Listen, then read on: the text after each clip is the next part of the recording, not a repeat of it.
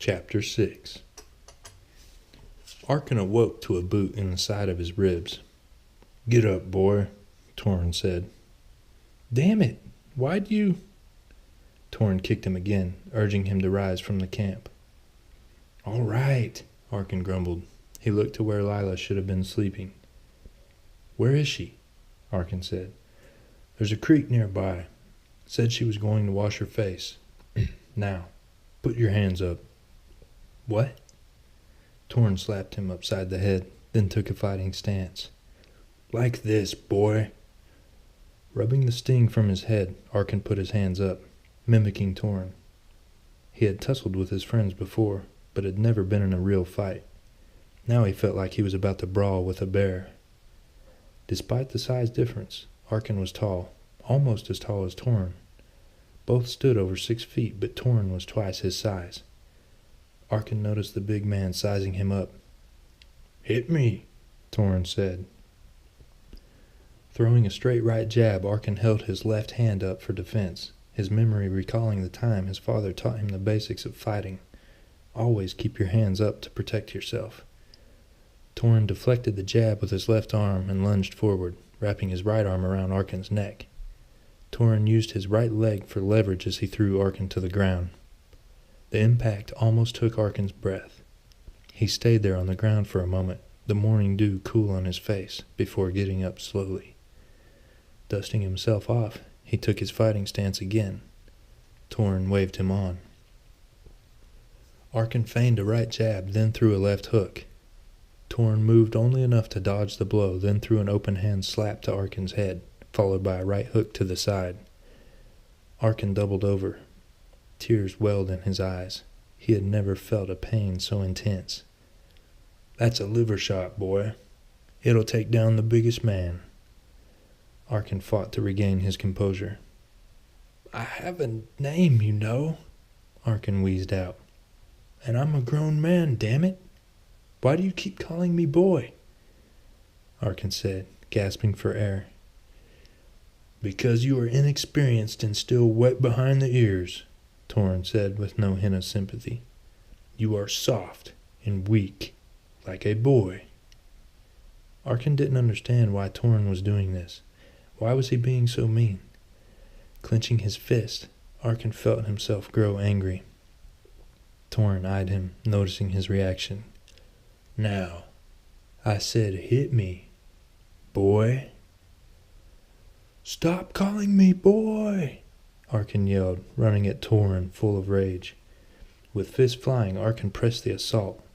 Torrin backpedaled, fighting to check or dodge each blow. Arkin noticed his own speed increase along with the fluidity of his movements.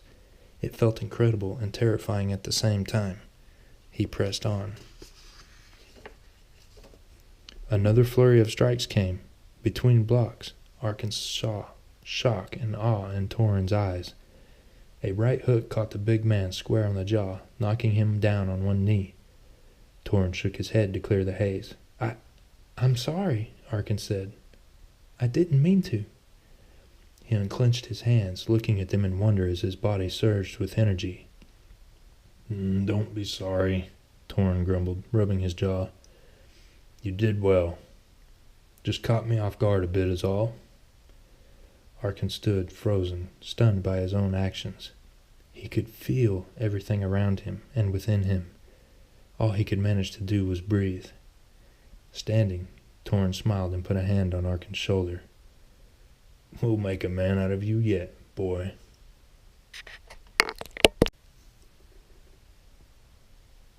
The three made quick time packing up the camp, and soon they were back on the road. The sun sat in the clear blue sky, highlighting the green rolling hills in the distance. Arkin rode beside Lila, filling her in on the recent event. "So how did you do it?" she asked. "I don't know," Arkin said, still exuding energy. "I remember becoming angry, but after that, it's a blank." "He said that you caught him off guard," she noted. "From what I hear of the Order, nobody catches them off guard." "I guess I got lucky." "I don't know. Maybe you should go talk to him," she said. Arkin nodded. "You're right. I'm sure he can explain to me what happened." Arkin galloped up next to Torin. Neither said a word, Torin obviously content to ride in silence. The landscape changed from green rolling hills to mountainous terrain. Arkin saw that the road ahead cut between a high rock bluff and a dense forest.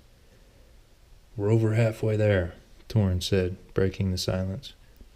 "I don't know about you, but I could use a hot plate of food and a warm bed tonight." "Sounds good to me," Arkin replied. "Hey, Torin, back at the camp, you tripped, didn't you? That's how I hit you." "No, boy, I didn't trip or let you hit me. That was all you." "But how? I've never fought before." "Could have fooled me," Torin said, shifting his jaw. "Have you ever heard of soul tapping?" "No." "I think that's what you did back at the camp," Torin said, not really explaining it further. "When someone soul taps, it gives them power, but only for a short time," Torin said, looking ahead into the dense forest. Arkin fiddled at the reins. "Can you soul tap?" he asked, pausing over the unfamiliar phrase. "Yes." "Can you teach me?" "It's difficult to explain, Arkin, which is why I'm no teacher," Torin said, then grinned at him. "I'm more of a hands-on kind of guy. The Prophet will be able to help you understand it better." "So, when someone soul taps, they become stronger?" Arkin asked, trying to figure it out. "Stronger, faster," Torin said. "Vision, hearing, and all the senses are heightened." "I think I've seen it before," Arkin said, turning back to check on Lila. "The night my father fought Lucian, they were moving so fast. It was impossible." "Your father was a great man, and he was loyal to the Order. Yes, he could soul tap," Torin said, his tone reverent. "He was one of the best the Order's ever seen." Arkin smiled, recalling fond memories of his father. He wished he had known more about him, all the things Levi didn't reveal to him. They rode in silence for a moment.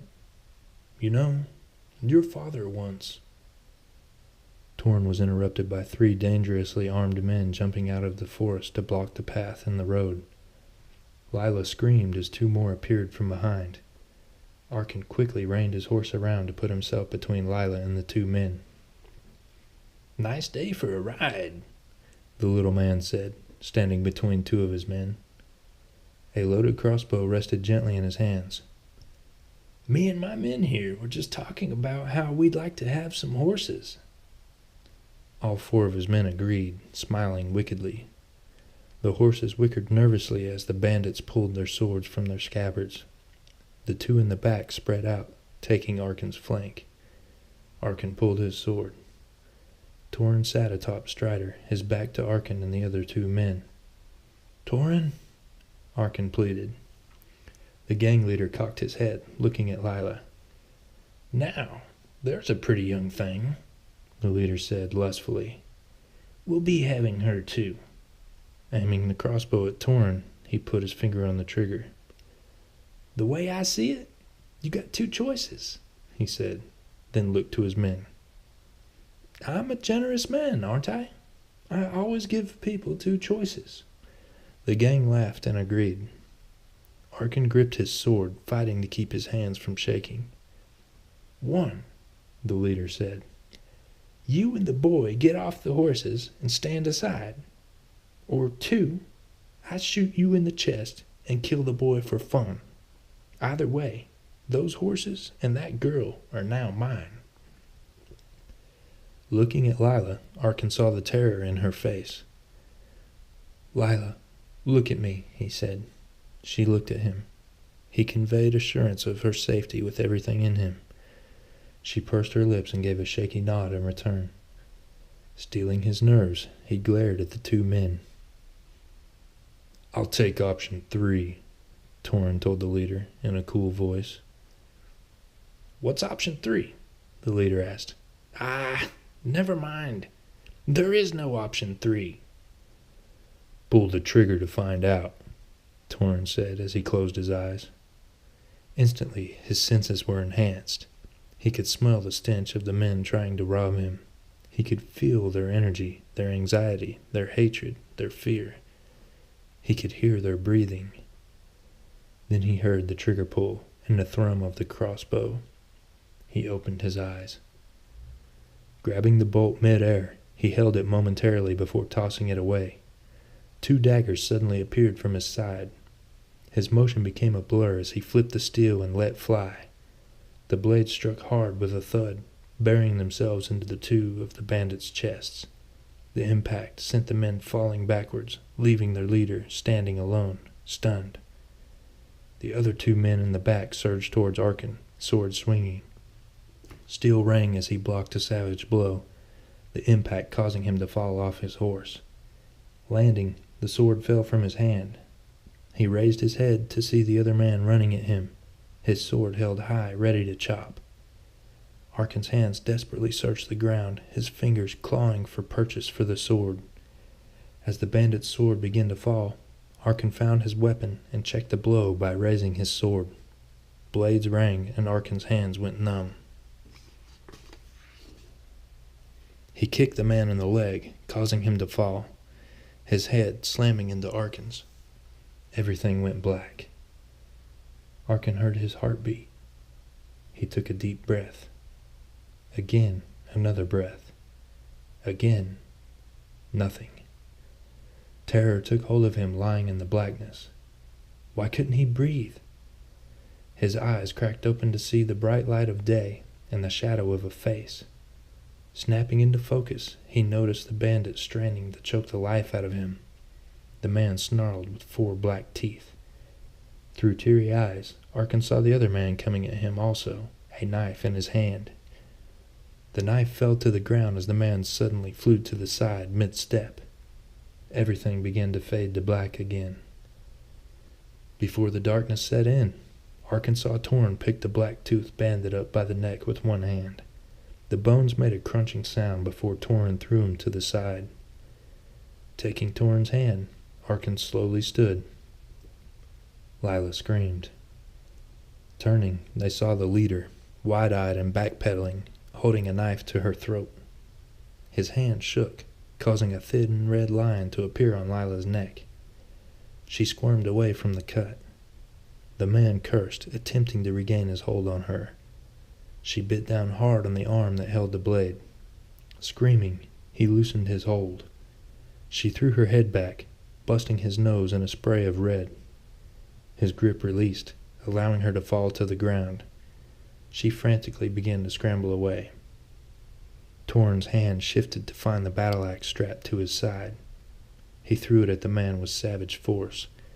It sunk deep into his chest with a thud, cleaving through bone and sending him flying backwards. Lila ran to Arkin, crying, and threw her arms around him. Torrin looked at the leader, the pool of blood accumulating on the ground. He pulled the axe from the dead man's chest. "You have to show me how to fight like that," Arkin said, holding Lila. Torrin grinned. "Like I said, I'm more of a hands-on kind of guy."